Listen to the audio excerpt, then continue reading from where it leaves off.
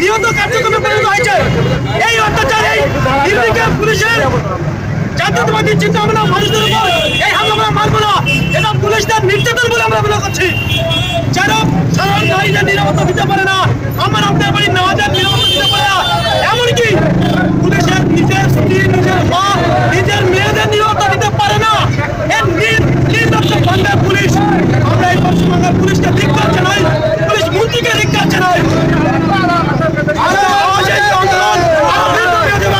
চলতে থাকবে, এই অন্যায় আমরা মানব না। ভারত মাতা কি